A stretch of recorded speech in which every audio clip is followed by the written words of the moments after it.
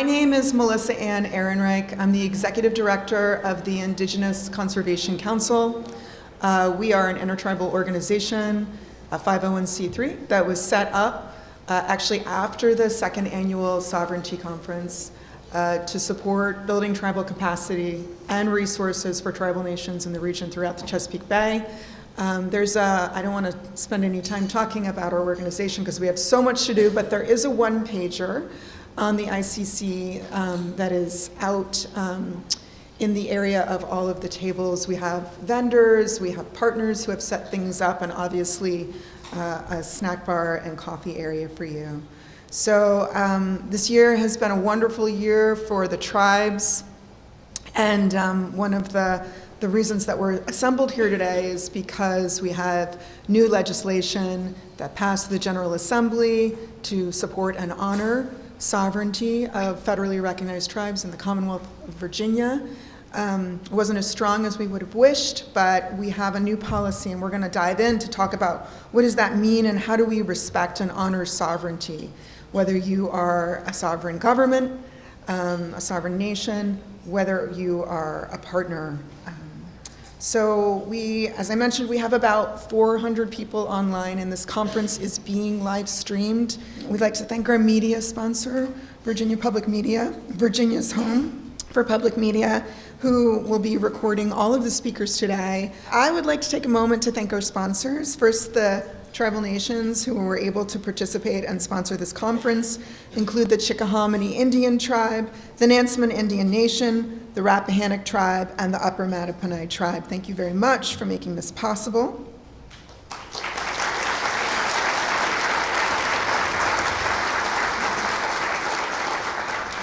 And I would also like to thank the corporations and organizations who are serving as sponsors for today's event. That include Running Strong for American Indian Youth, Virginia Public Media, Dominion Energy, Virginia Housing, the Wilderness Society, the Conservation Fund, the Virginia Department of Housing and Community Development, Virginia Humanities, United South and Eastern Tribes, Virginia Indigenous Nations and Higher Education, Virginia Outdoors Foundation, Potomac Conservancy, Virginia Department of Historic Resources, and Chesapeake Conservancy. I'd also like to take a moment to thank the Wiesberg Foundation, who generously supported both the ICC and all of the tribes with a series of 5-year grants to support getting tribal capacity building and up and standing and helping the tribes reconnect with their ancestral lands. So thank you very much. And now we're going to move on to a prayer. And I'm going to welcome Chief Frank Adams of the Upper Mattaponi Tribe to the mic. Oh, Chief.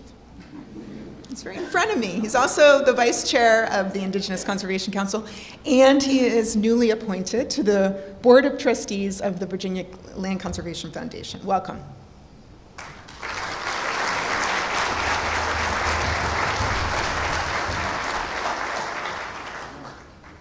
Thank you, Melissa.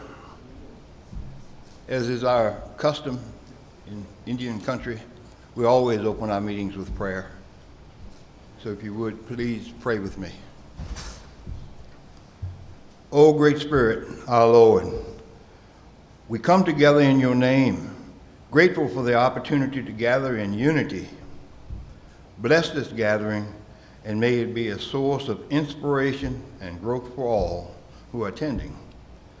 Grant us wisdom to discern, the humility to accept, and the strength to follow the path that you have laid for us.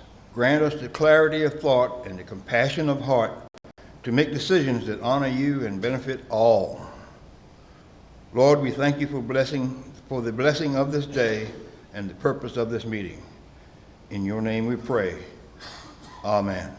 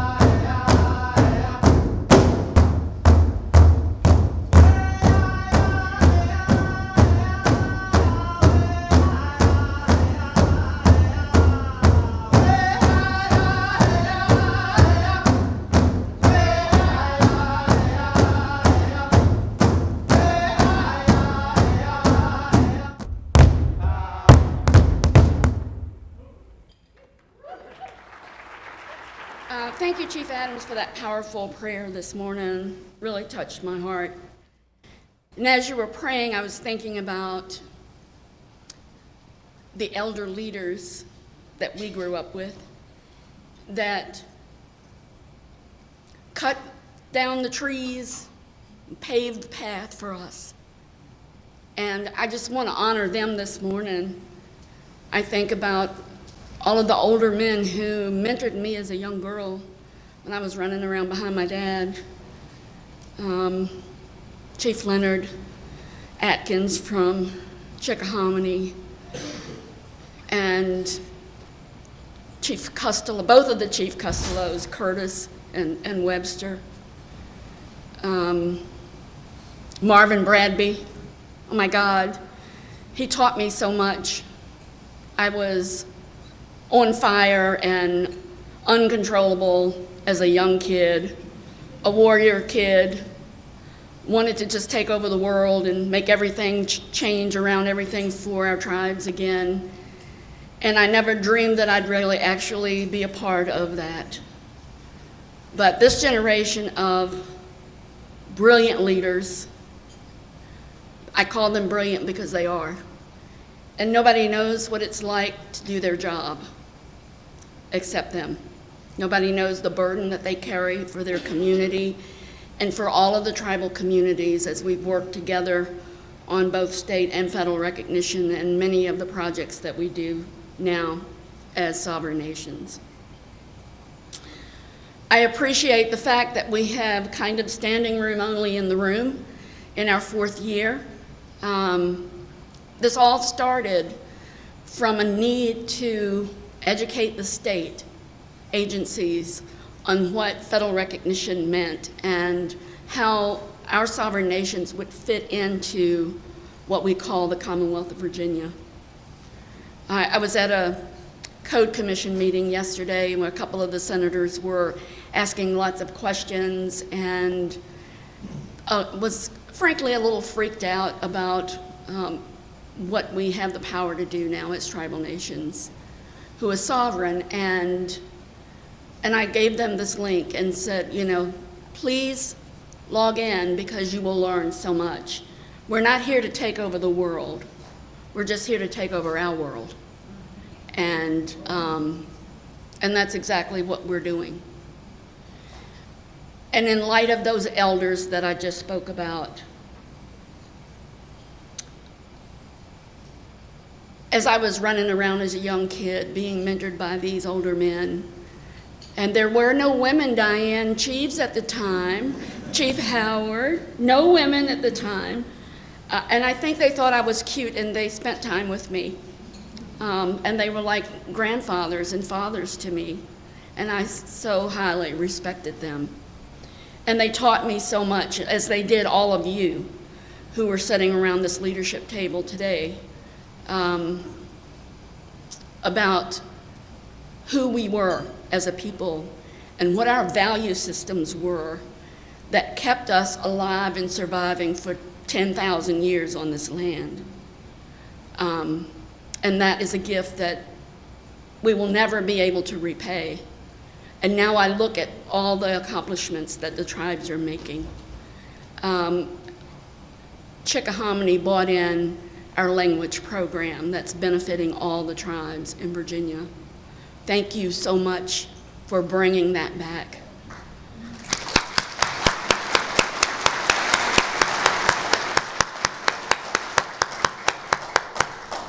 Essential services like the clinic at Upper Mattaponi, medical services that our people didn't have. And all of my folks go over there and they love it, and everybody talks about how great it is and how good it feels to be able to go to their own clinic and not have to worry about outside people peering and peeping at them. It's a sense of comfort for our community, and we appreciate it. Thank you, Frankie.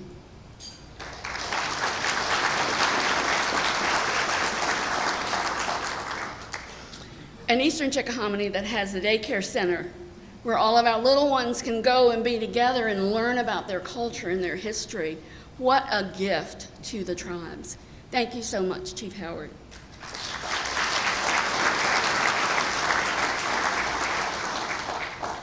And Nansemond and also Monacan, who have just launched their health care. And Monacan has their elder center. I mean, it's just amazing the things that have been done. And it's all for the benefit of all of us, not just the tribes, but for our whole state of the Commonwealth of Virginia. And if many of these people who are questioning and worried about what we're doing knew the benefit and the impact that all of the work that we're doing would have on the whole state, they would be welcoming us in with open arms and saying thank you, thank you, thank you for being a part of the Commonwealth of Virginia. And so at this time, I would like to recognize these brilliant leaders of the sovereign nations. I would like to recognize Chief Steve Atkins for his amazing work in federal recognition and making the way for our state recognition. He is a politician extraordinaire.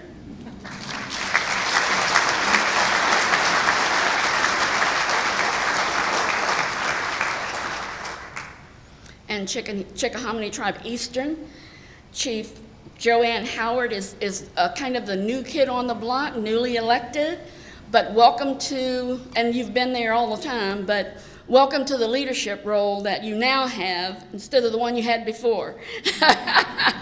Thank you.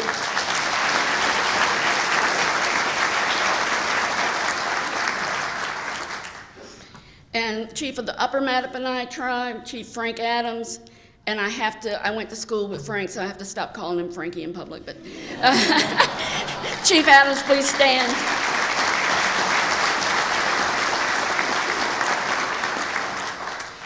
And the Nansemond Tribe, Chief Keith Anderson, when he stands, you don't have to worry about not being able to see him. Thank you, Chief Anderson.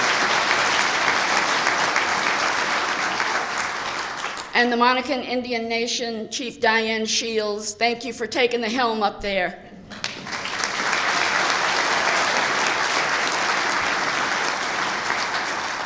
And of course, the Pamunkey Tribe, whose their chief is not with us this morning, Chief Robert Gray. And we are so pleased to have them in our coordination of all the work that we do. It's amazing that these tribes have worked together and stayed together all this time, from 1921 on to now, and it's the way that we have survived all this time, and we're working on a kind of a new project with our archaeologist, Dr. King, which you will meet later today. During Bacon's Rebellion, all of the Virginia tribes went into the Dragon Run, and each tribe had their own specific gift that they brought to that, and they won. They won against Bacon in the Dragon Run.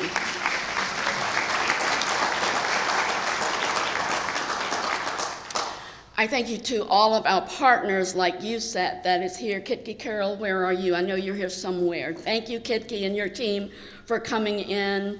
And also the Community Archives Workshop people that are here that are sponsoring tomorrow's workshop for moving images for all the tribes and teaching us how to archive our moving images of our communities and protect them and preserve them. Thank you for that. That's such an essential part of documenting the history of our people for future generations. Thank you so much.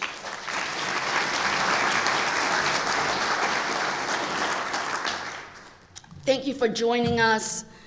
I'd like to thank the Rappahannock staff now for the work that they have done in putting all of this together, in raising the money, in planning the logistics and setting everything up and managing it all.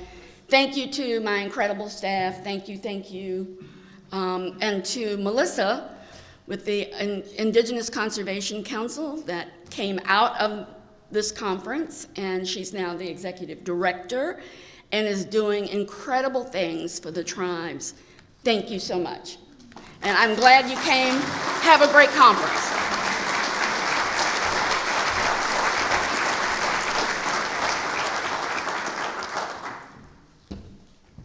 All right, excellent. Thank you, Chief Ann. Okay, so we are going to go to the first session, which is entitled Tribal Consultation as a Diplomatic Tool. And I'm going to invite a couple of folks to the stage. We're not going to actually read all of the bios, but if you open your program on page 5, you can read them in full.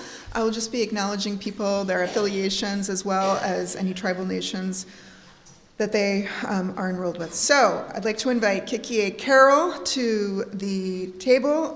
He serves as the Executive Director of the United South and Eastern Tribes Incorporated, known as USET, and the USET Sovereignty Protection Fund, known as USET SPF, lots of acronyms, which is an intertribal organization advocating on behalf of 33 federally recognized tribal nations from the northeastern woodlands to the Everglades and across the Gulf of Mexico.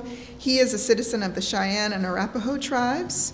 I'd also like to welcome Liz Malerba, who is a citizen of the Mohegan Tribe, who is the Director of Policy and Legislative Affairs for the United South and Eastern Tribes Sovereignty Protection Fund, which is a 501c4, very powerful, nonprofit intertribal organization advocating on behalf of the 33 federally recognized tribes in USET. And then finally, I'd like to invite Katie Klass, who serves as the General Counsel for USET and the USET Sovereignty Protection Fund, who is with the Wyandotte Nation, to the stage. So welcome, and they're right here. Thank you very much. So just a note that you might need to, those might be already on. If they're not, you can just switch them on. Okay, All you right. want us up here or there? You can be here, and then you can either advance from your seat or you can advance. Okay, all right, thank you very much.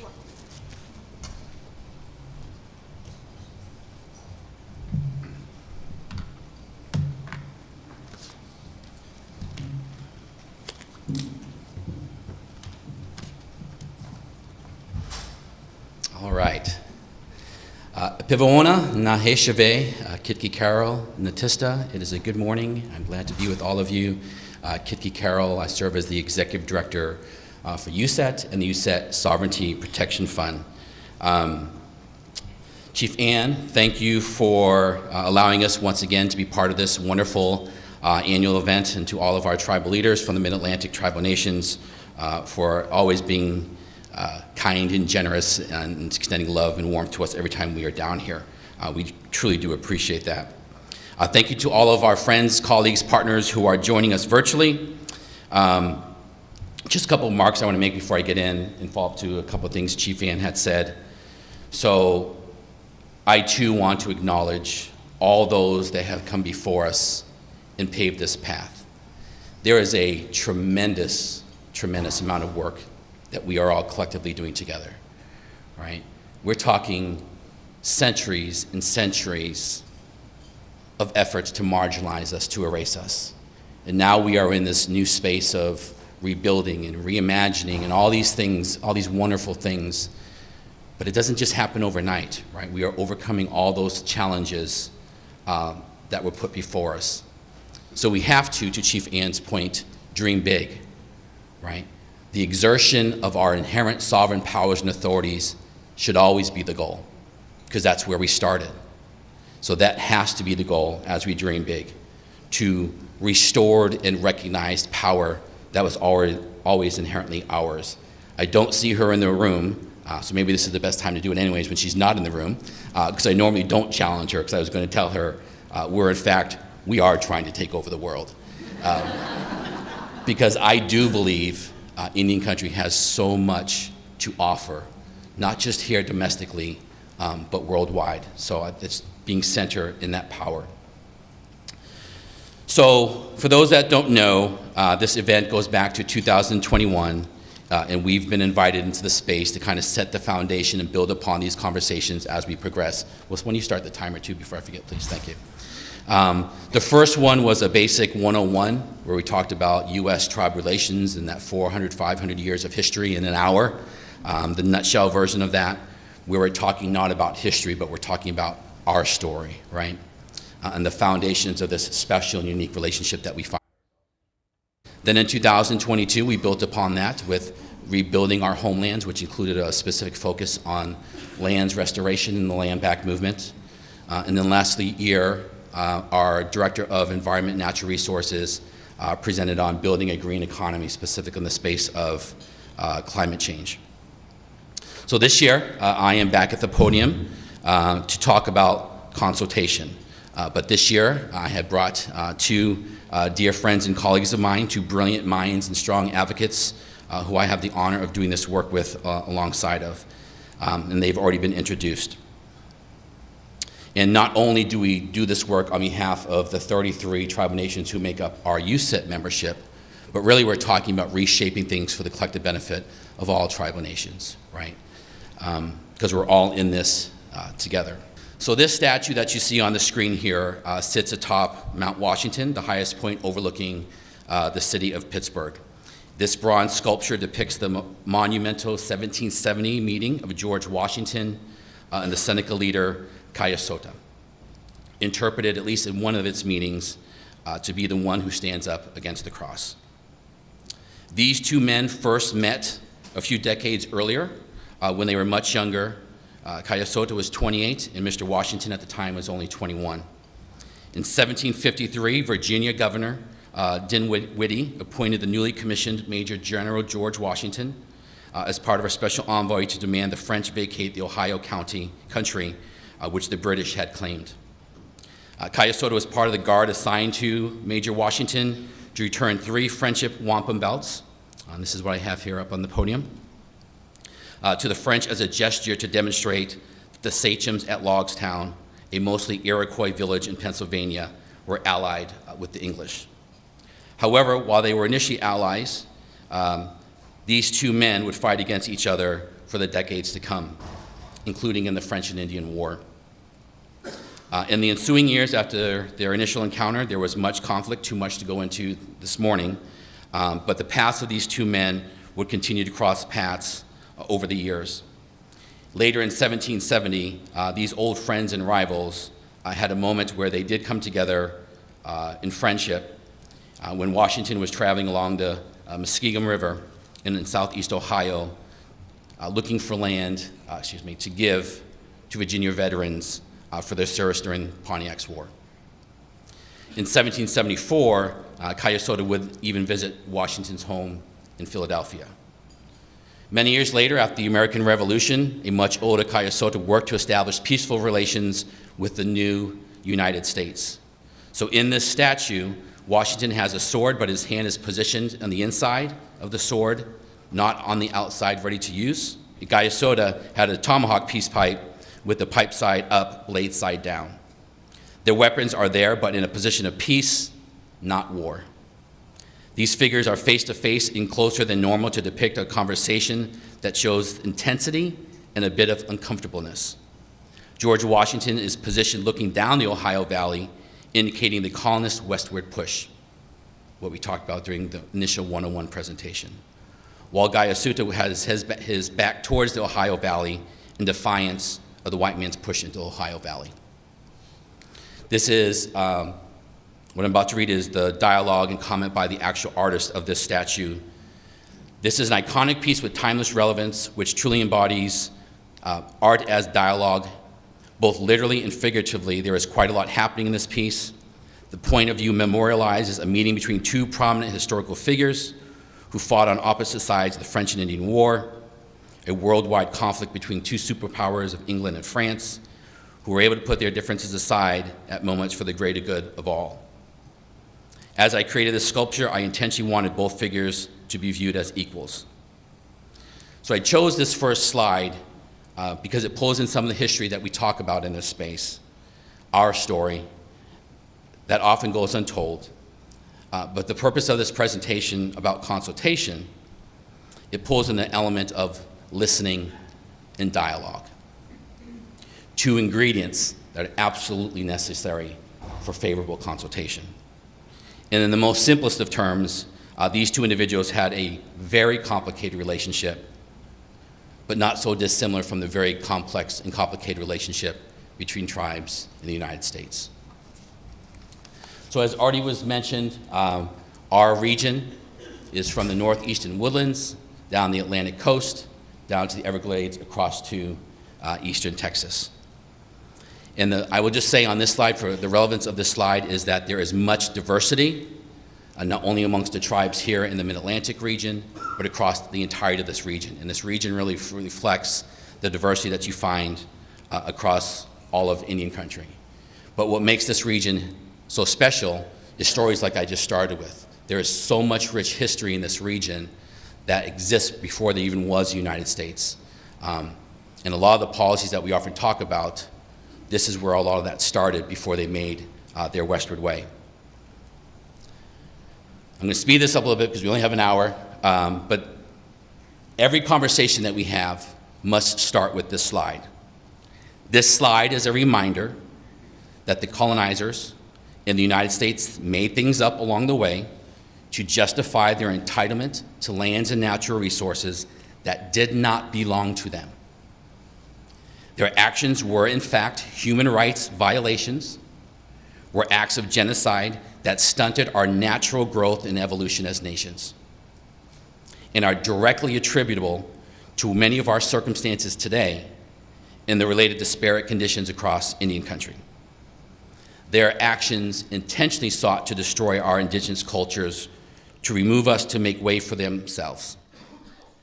So as we embark on this conversation this morning about consultation, this picture, this truth must always be our grounding and the center of our conversations. It is critically important to remember that tribal nations ceded millions of acres of land and natural resources to the United States, often involuntarily or out of the necessity of preventing the killing of our people and the destruction of our nations and our way of life. These ceded lands and natural resources are the very foundation of the wealth and power of the United States today, that every American citizen benefits and enjoys to this day. And of course, along the way, promises were made that exist in perpetuity, but that unfortunately go unfulfilled. So therefore, understanding that foundation and those truths, it is not unreasonable to take the position that no further damage should be inflicted upon our people or our lands.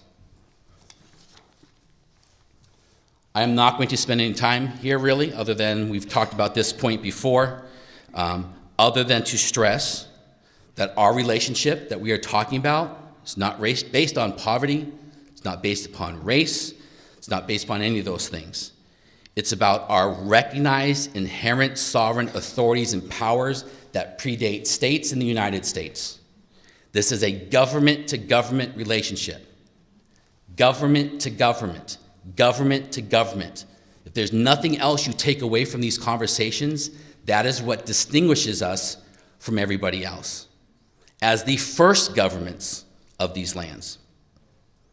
And despite the twistery of history, the order of sovereigns in these lands is, in fact, tribal nations, then states, then the United States, in that order.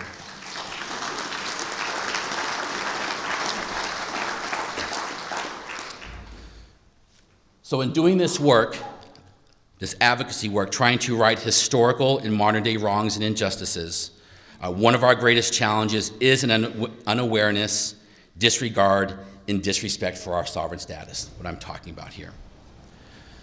Our rights and our authorities are not granted to us by any other sovereign. At least that's how it's supposed to be understood. But the chaos of federal Indian policy, asserted rights of paternalistic imperialism, asserted plenary power often create these misunderstandings and then the related actions that go along with them that stand in direct contrast to what I'm talking about. It is also important to remember that there's never been a perfect sovereign throughout history. Every sovereign is learning, making mistakes, and learning along the way. But for some reason, these tribal leaders in the nations that they serve are held to a different standard. If they mess up once, that's held against them as if somehow they are not mature enough to be in this space. Every sovereign, including the one that we are in this relationship with, makes mistakes routinely. The question is whether you can learn and grow and evolve from them. So in every moment of consultation, the untruth of rights granted and the truth of inherent rights, rights retained, and rights that we cede through negotiation must always serve as that foundation to establish the appropriate starting point of awareness and respect in this relationship. Without that as the starting point, government-to-government relationships often become unnecessarily more complicated and tense. Definitions, I'm going to actually skip through this because you guys can touch on that when you get to yours. I am not going to talk to this crowd about the Treaty of Plantation of 1677 and look like a fool up here, okay? But the reason I want to share this is all of these pieces matter. Historical pieces to modern day pieces. And this is one of your foundations. And of course, as all of you know, more than 300 years later, this treaty continues to serve as a piece that shapes the relationship between the Commonwealth and all and many of you. And it sought to establish peace. And Bacon's Rebellion was mentioned a little bit earlier, I think, by Chief Ann. And it attempted to prohibit colonists from settling within 3 miles of tribal nation lands, right? You all know this story. However, like with many treaties, the provisions of that treaty were violated and disregarded. Because I'm running back slow on time, or low on time, just very briefly on this slide here. This is progress. However, there is much more to do in this space with consultation here between the Commonwealth, the state, and the recognized tribal nations here. But it is a start. And I was having a chat just this morning before we started. One of the frustrations of doing this work is sometimes the slowness in which it takes time to correct and achieve the justice we seek. But we're all invested in this for the long term, right? So these small incremental wins are important because the alternative is reverting back to things that are far worse, right? So I recognize that there are some challenges here and some additions that are desired in that space. I understand that this was a bipartisan legislative effort that passed this bill to improve relations here in the Commonwealth. However, the sacred sites consent provision, which Katie will talk about in her presentation, its removal or its watering down to a consultation provision is unfortunate. So I hope that there can be growth and understanding that comes from further development in this space. Now, I just have this slide on here, again, just to recognize the effort behind this act and that this act also offers language as these tribal nations are doing their advocacy work here within the state. Executive Order 13175, I'm going to leave to Liz Malerba because she's going to get to that. We often have these conversations about the importance of consultation and consultation as a diplomacy tool, and we believe that 1,000%. And then we further that conversation to talk about achieving meaningful consultation, right? Not just the check the box stuff, and you hear that all the time. And that's important. What I would tell you for our organization and the advocacy that we do, going back to the watering down of consent to consult as it relates to sacred sites in your consultation bill here, our goal is not consultation. Our goal is consent. Consent that's consistent with the principles of the United Nations Declaration on the Rights of Indigenous People. And this goes back to my initial comment. Nothing in this day and age, especially recognizing the history, our story, should be inflicting any further damage on our people and our communities. So if that's true, it's not just consulting with us and asking our opinion and then doing something anyways. It's not doing it if we don't consent to it. And that shouldn't be unfamiliar to anybody who's in a government-to-government space in any other scenario. The state of Virginia isn't doing whatever it wants to its neighboring states. Tennessee isn't doing whatever it wants to neighboring states. It's not how this works, because there's fundamental acknowledgement of the sovereignty that exists there and respect for that. We have a ways to go in that space to get these other partners to understand that in an equal way with us. And until we get to that place, that continues to be the charge and the march, right, to get to that place. But going back to my earlier comment about we have a lot to offer the world, Indian country is doing domestic advocacy, yes, but it's also doing international advocacy as well. So I'm going to conclude with just a quick video. The voices and experiences of indigenous peoples have been excluded and silenced for far too long. The global community has much to gain by listening to your experience and your knowledge. It is crucial to value and honor the knowledge and perspectives of indigenous peoples. To take just one example, ancestral scientific knowledge and sustainable practices remain critical to preserving the world's biodiversity. So if you don't know, this is the UN High Commissioner for Human Rights, Volker Turk, on July 8th of 2024 at the United Nations Expert Mechanism on the Rights of Indigenous People at its 17th session that was held in Geneva, Switzerland. And it's talking about all that indigenous peoples globally have to offer to all of humanity. But this international space, the principles of UNDRIP, are important for these conversations that we're having, and it is a key component to what we're trying to do in the consultation to consent space as well. So thank you for allowing me some time to offer some opening remarks. I'm going to now hand it over to my esteemed, brilliant colleagues over here, and I believe Liz is up first, right? Okay, wonderful. Thank you.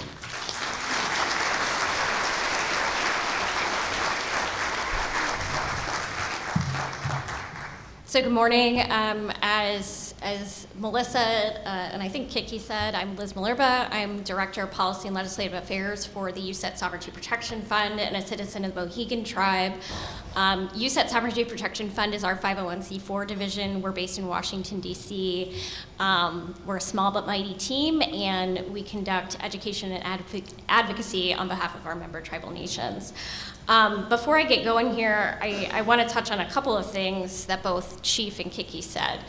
I think one of the things that one of the points I would like to drive home is, in the statute that Kiki showed you, I think the thing that we really need to underscore about that period of time and about the treaty with the Commonwealth is that in the early days of the colonies and in the early days of the United States, tribal nations were asked for our consent for activity that the other units of government were doing. And somewhere along the line, that dynamic became flipped. As the United States gained power, it needed us less. As it acquired our lands, it needed us less. And so one of the kind of fundamental things we need to accomplish in our jobs and in picking up the mantle that Chief Ann was talking about is finding our way back to that, finding our way back to a dynamic that fully recognizes us as governments.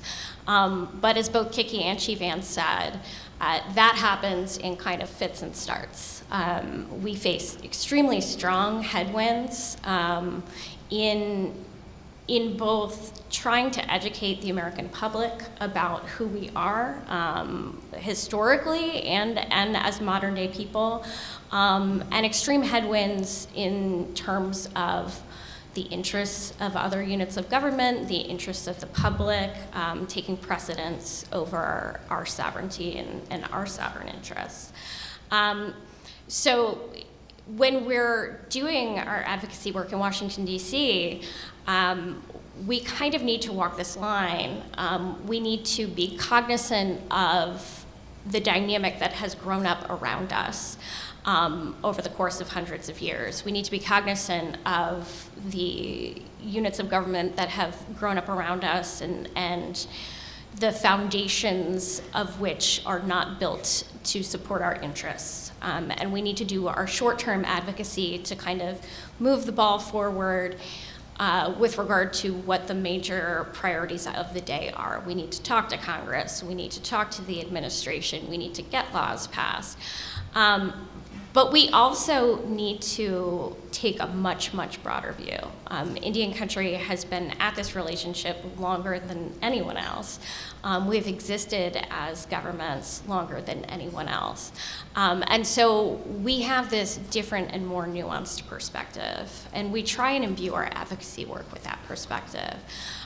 So we're advocating for change in the short term, but our North Star and what we are really focused on is change in the long term, so that those who come after us are not facing the same headwinds we face. They're not having to navigate the same ridiculous processes that we face. We're seeking generational change for our people. And each of us kind of picks up that heavy rock and carries it for a while in pursuit of that generational change. So back to consultation. I guess I do have to talk about 13175. So in my time as an advocate for tribal nations for nearly 2 decades now, what we came into our current administration with in terms of consultation requirements was an executive order that was enacted during the Clinton administration, 13175. And it requires consultation on the part of federal agencies with regard to anything that has a major impact on Indian country. And it allegedly requires that federal agencies defer to us in the development of policies and defer to us in the way policies are implemented on the ground. And that was signed in the mid-90s. I won't tell you how old I was in the mid-90s. And it had a lot of kind of lofty goals for its time, and it resulted in some change. But the way it has played itself out more recently is sort of what Kiki was referencing earlier, which is consultation for these federal agencies has meant we are going to tell you what our plans are, and we are going to hear what you think about that, and we are going to implement those plans anyway. And so just because that executive order was in place doesn't mean that all of a sudden it is a new day for Indian country. And what we're learning is just because any executive order is in place doesn't mean it's a new day for Indian country. But it does allow us to advance the ball forward. After our current president was inaugurated, we were still operating under this mid-90s era executive order that wasn't being implemented all that well. Federal agencies would just say, well, we talked to them, that is our responsibility under this executive order. And there were major parts of the administration that were left out of the executive order as well. A couple of what is known as independent agencies, so the Federal Energy Regulatory Commission, the Federal Communications Commission, and also parts of the Executive Office of the President, namely the Office of Management and Budget, that is essentially the powerhouse of any presidential administration. So I'm going to talk about a little bit about some of the advancements that have been made recently in this space, but also how imperfect these advancements are in practice. Because of major advocacy on the part of tribal nations and tribal organizations, including our tribal organization, when the president came into office, the current president, one of his first actions, very soon after Inauguration Day, was to issue this memorandum on tribal consultation and strengthening nation-to-nation relationships. And what the memorandum essentially directed federal agencies to do is to renew their focus on implementing Executive Order 13175. Sorry? What? No. And and show the administration how they are in fact complying currently and how they intend to comply with 13175. And this kicked off a wave of revising tribal consultation policies at federal agencies. And then the Office of Management and Budget, again, a very important part of any presidential administration. OMB controls the budget, as you can imagine, but also how laws are implemented and how regulations are interpreted. OMB was meant to oversee all of this, and so that was really kind of the stick that federal agencies had.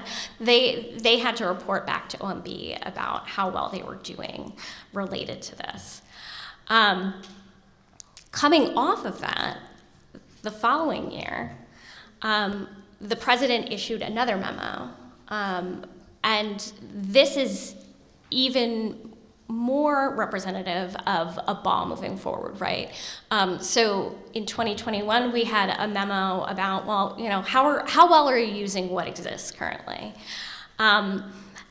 And out of that came the realization, and of course Indian country has known this all along, that federal agencies implement Executive Order 13175 in a non-uniform way.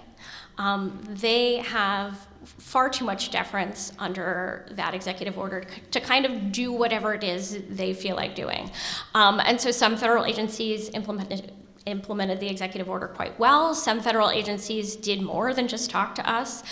They sought our guidance and tried to implement it. But it was certainly a spectrum. And so following the 2021 memorandum, this administration said, no, in fact, there has to be some type of baseline for consultation with tribal nations. We need to set timelines. Tribal nations need to know that there are a certain level of federal officials that they're able to talk to, the actual decision makers in the room. There has to be some standard for determining when tribal consultation happens. Something as simple as even telling us that consultation is happening and giving us a length of time with which to respond to tribal consultation is something that not all federal agencies were doing. Recording the consultations and showing tribal nations how federal agencies arrived at decisions in light of the consultation. And then a big one, requiring agencies to be trained on consultation and to be trained on the basis for consultation with tribal nations, which of course is our inherent sovereignty and our historic and current relationship with the United States. The American education system does a terrible job of educating people on what happened to tribal nations over the last several hundred years and who we are today, and the fact that we continue to exist today, and how our relationship with the United States is unique and nuanced and different. And that plays itself out at every level of government, whether you're working with a federal agency, whether you're working with a member of Congress or their staff, whether you're working with the White House. People come in with little to no knowledge of us. And so something as simple as a required training is something that we've been advocating for decades now. And this is required under this new memorandum. The other thing that has come out of all of this is that for the first time, the Office of Management and Budget, who, again, hugely controlling things that the administration does behind the curtain, who had historically taken the position that because they were part of the executive office of the president, they were not required to consult with Indian country, not only now consults with us, but has a tribal affairs liaison right in the director's office. And we've seen huge change in the way the president's budget is prepared, and huge change in the way executive action is rolling out as a result of this relationship. But again, it has taken us decades to get to this point. And as I mentioned before, and as I will discuss more, it's still imperfect. Consultation is not the goal. Having a discussion where we negotiate what is appropriate for Indian country is not the goal. The goal is consent. But with the timeline of advocacy being what it is, we pick up the ball and we march it forward.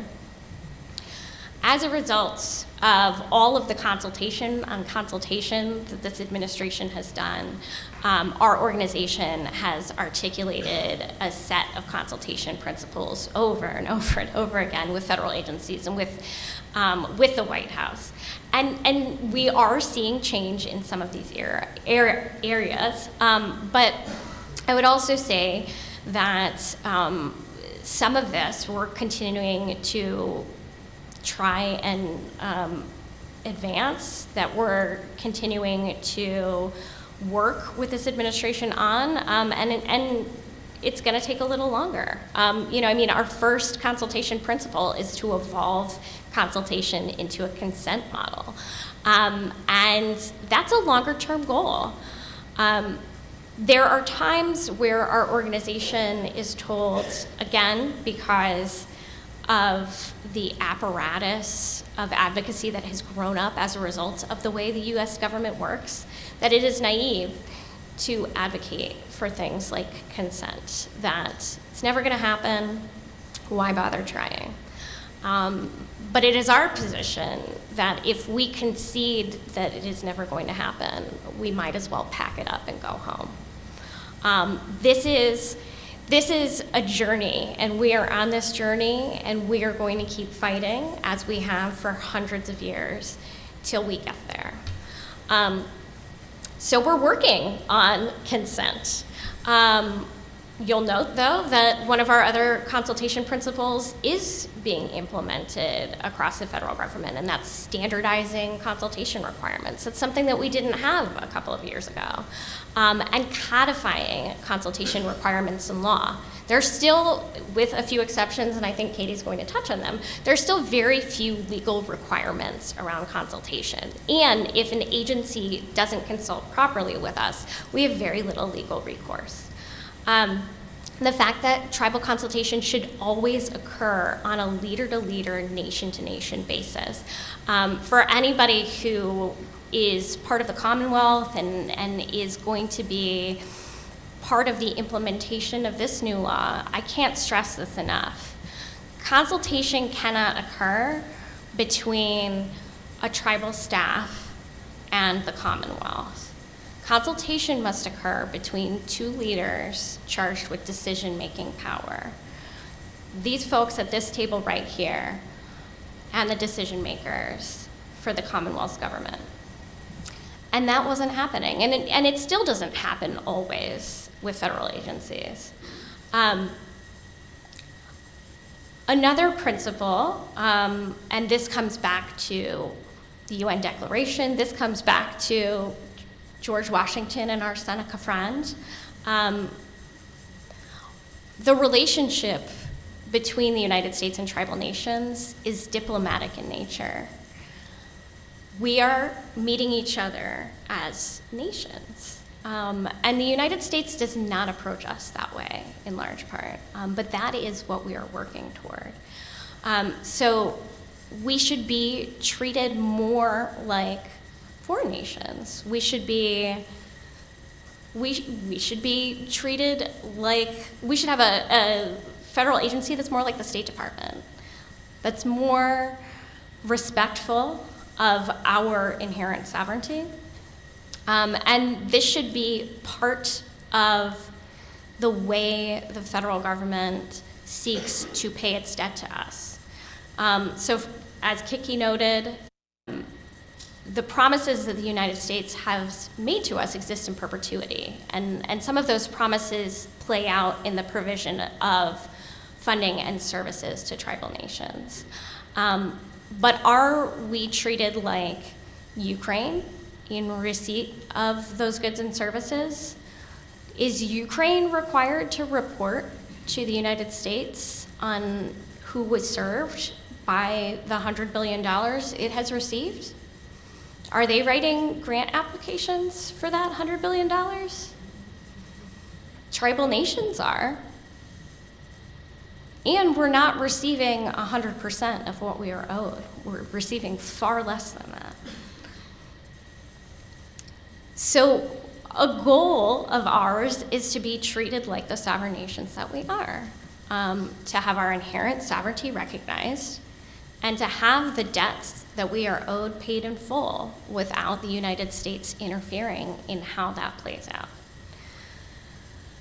The United States should not be delegating consultation responsibilities, thank you, to other entities. We see federal agencies all the time, especially in the sacred site space, delegating consultation responsibilities to project developers, to various archaeologists who don't have the same special and unique relationship with us, and who don't have that responsibility and obligation to us.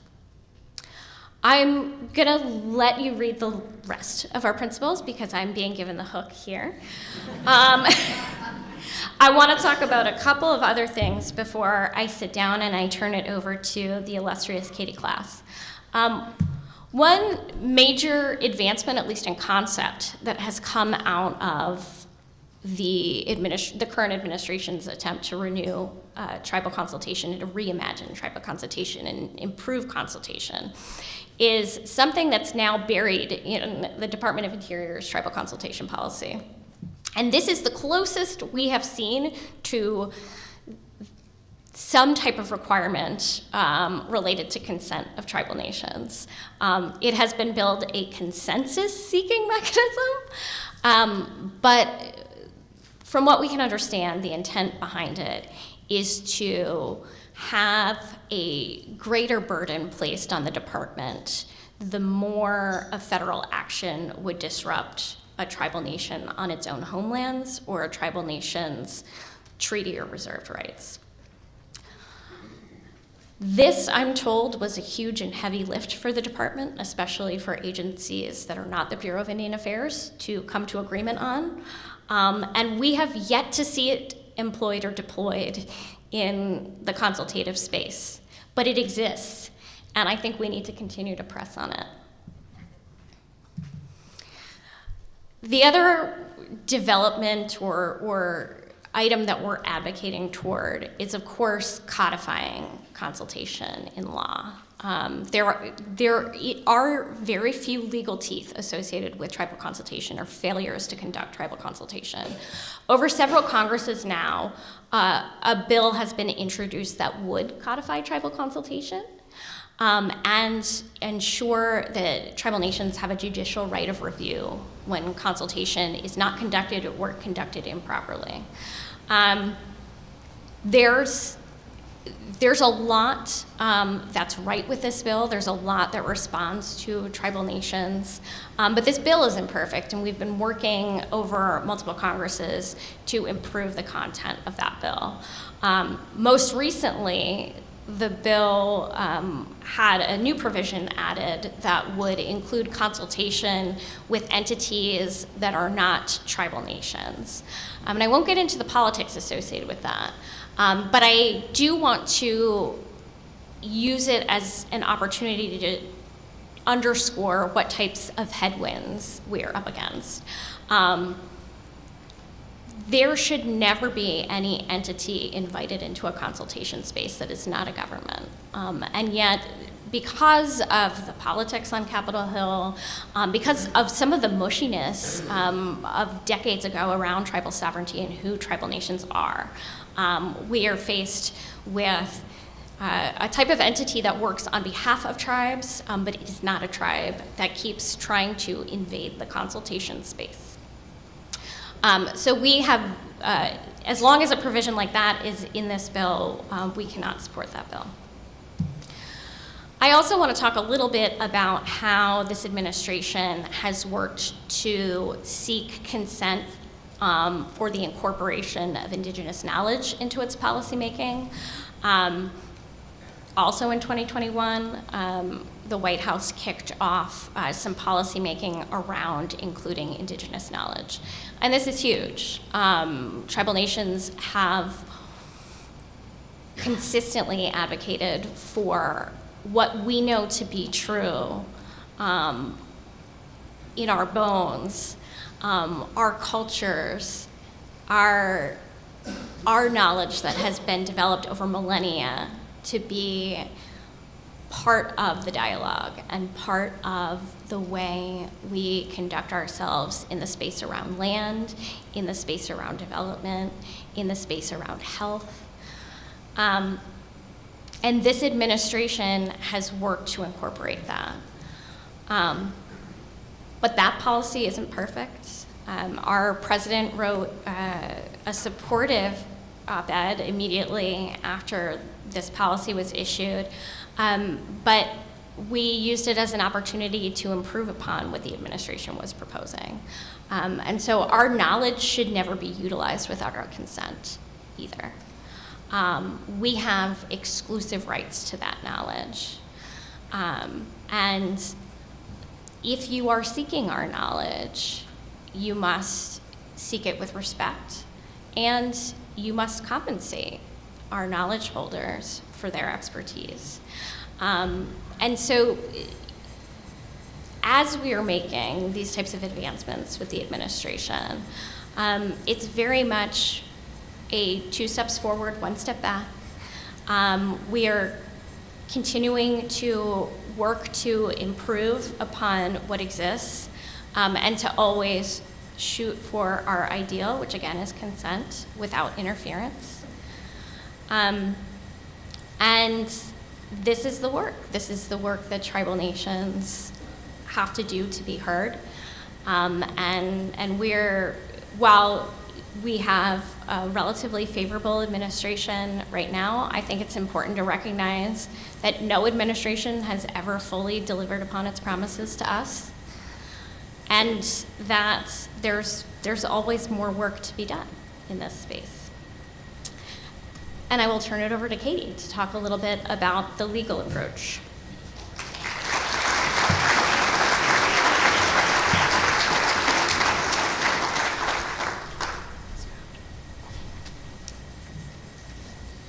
Hello, my name is Katie, and I am General Counsel for USET. I'm going to go fast, but we're going to get granular, so please bear with me.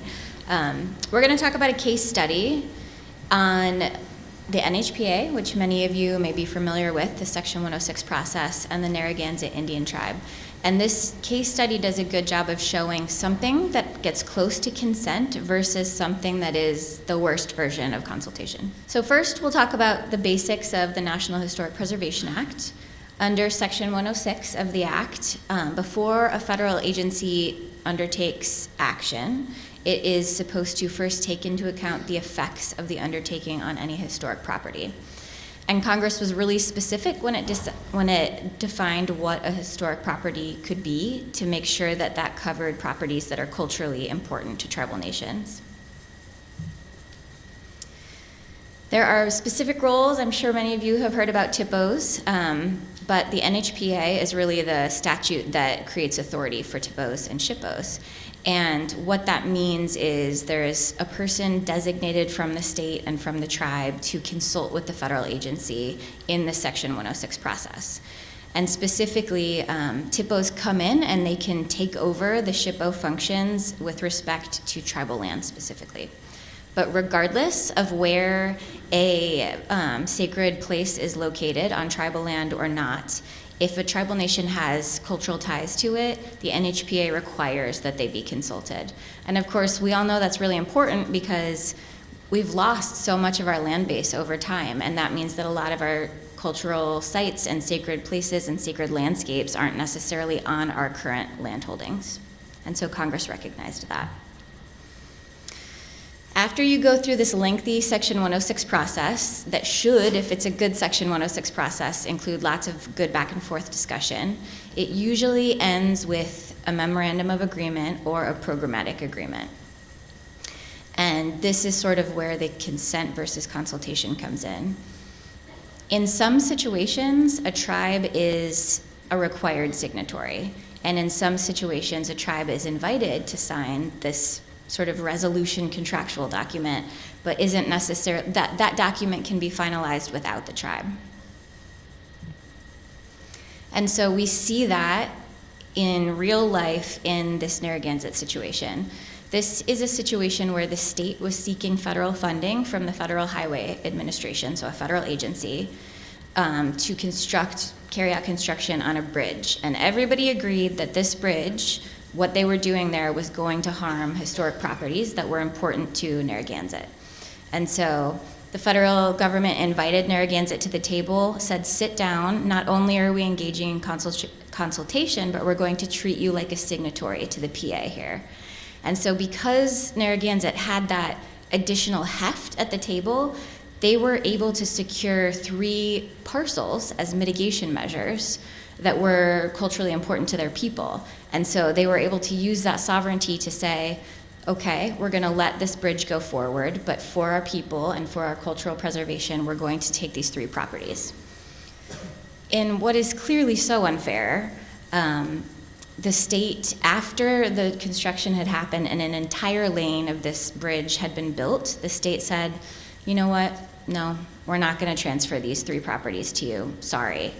And the agency terminated that PA and said to Narragansett, hey, you're no longer a signatory. We don't need your signature to execute a new PA, which they did, and it didn't require transfer of those 3 properties.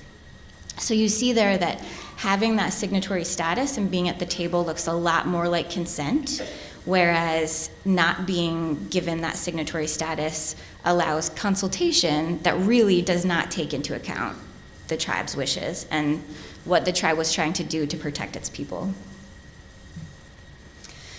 So Narragansett sued, and unfortunately, in July, the DC District Court granted the agency's motion for summary judgment. And they said, unless the property is located on Narragansett's current land holdings, then Narragansett is not a required signatory to the PA. Super frustrating, especially in this situation where they had signed the original PA.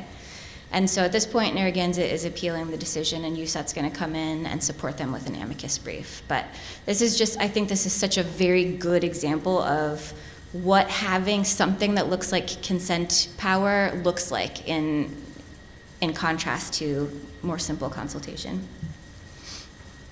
So when we think about consent, we think about the fact that it means tribal nations have actual power to change the outcome and require equitable treatment. So that's huge, that's so important. When we talk about consultation, that's also huge, but we should think about the fact that tribes should be at the table having a back and forth conversation from the very beginning of decision making. When we don't have authority that looks like consent, we end up having to come in on the back end and sue, and that slows things down, and that's actually costly. And so it's better for everybody if you bring us to the table and we have real authority on the front end. Remember, because I know that this is a bit of a state conversation too, so I just want to remind everybody that that really unique government-to-government relationship exists between the federal government and tribal nations. And that's a special, unique relationship imbued with the trust and treaty obligations. And so when those of you who are from the state, when you find yourself interacting with the federal government, a huge thing that you can do as advocates for tribal nations is make sure that the federal government is bringing us to the table to engage in that real consultation. And I wanted to give a shout out. Your new consultation statute is a huge step in the right direction. A lot of it is sort of more traditional consultation, which again, that's a huge step in the right direction. But there are some provisions that require consent. So that's huge and forward thinking of you. Thank you.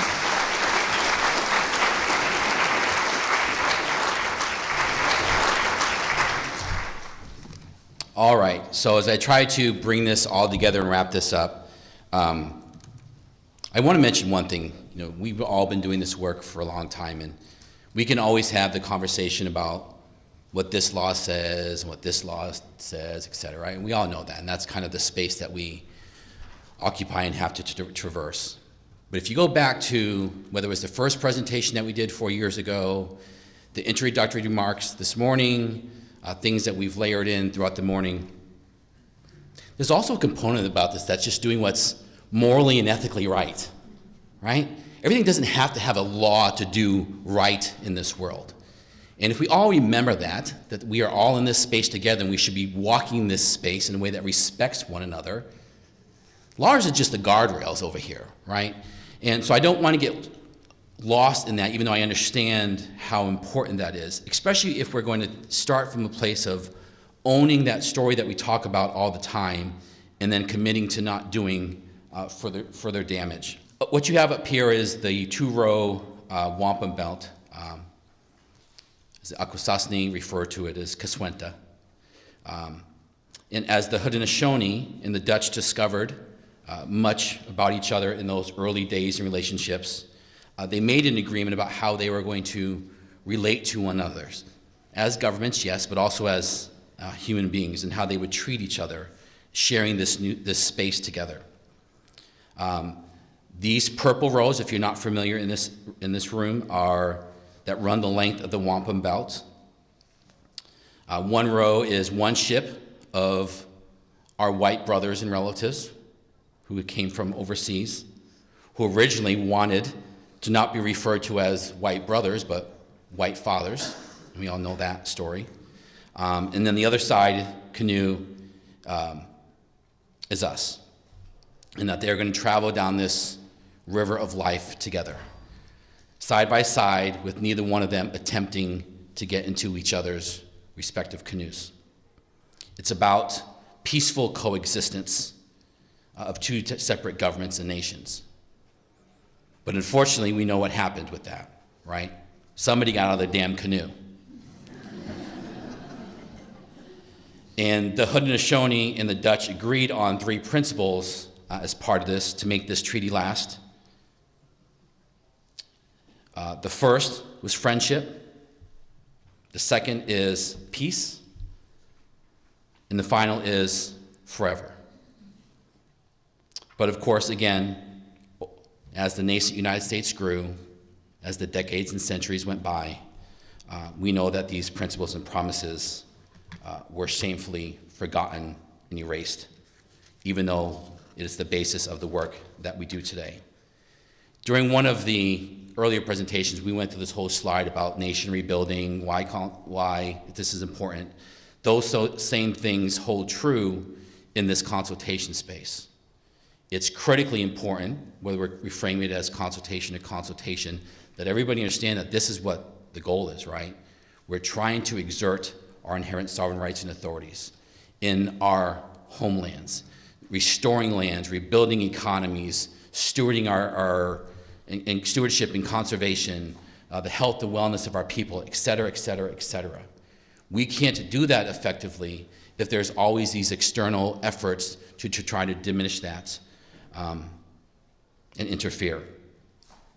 And what we always say, and what should be said by all of us in this space, is if we're going to recognize that history and recognize the intentionality in all those policies to destroy, there should be equally, if not more, intentionality to rebuild and to be part of that.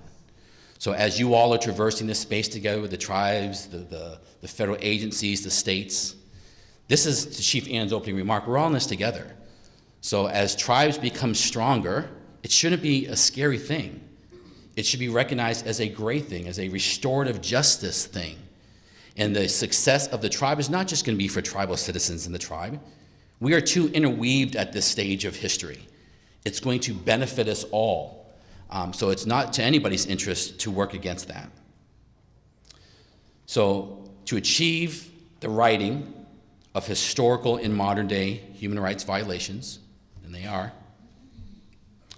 and the changes we envision, I pointed to Katie because we did a recent presentation over in, where were we? Florence, sorry. Human rights violations and the change we envision for our tribe nations and people, we must intentionally unlearn and dismantle settler colonialism, its related systems of indoctrination, and the related twistery, and replace it with truths and return to our indigenous systems and values that assert the power derived from our inherent sovereign rights and authorities.